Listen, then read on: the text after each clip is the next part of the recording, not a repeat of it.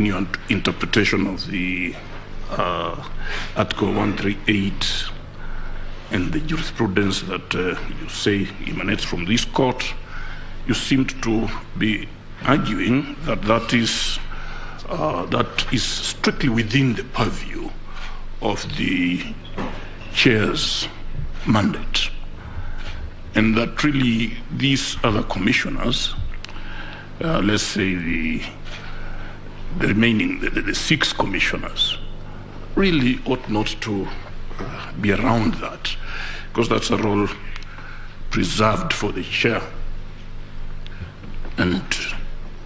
But then you said, according to the statute that establishes this commission, the enabling statute, the roles and functions of the commission, commission, are stated. One of them is oversight.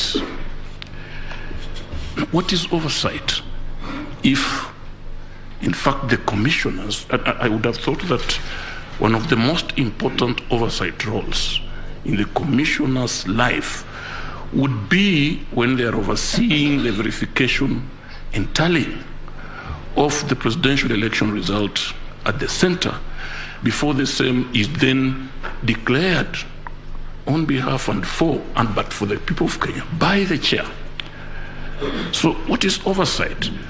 I ask this because we were informed yesterday, and I think you were here, that instead of perhaps playing this role, some of them were allocated welfare scenarios, protocol, and media. But what is oversight? What would they be oversighting over? That's the question. In other words, at what point in this corporate entity scenario does the chair then disengage from the other commissioners, be they 2 or be they 5 or 6?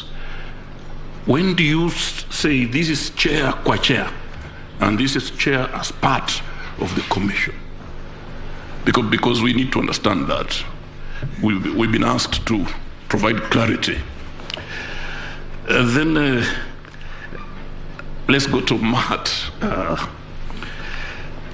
Mahat, there is this story about this Venezuelan, and one of the issues is whether the technology system employed or deployed was penetrated. And you did tell us, again, quite robustly, that there was no such penetration or infiltration or intrusion, or whichever.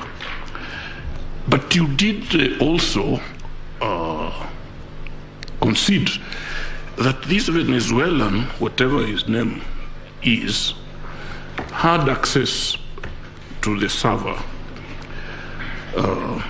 But your answer was that the contract between the Iebc and Smartmatic was to supply and maintenance. So if I understood you correctly, this Venezuelan was accessing the server as part of the maintenance. So what is this maintenance? What does it entail? What was he doing there? Say he was released and locked out just before the election. So what was he maintaining in that system?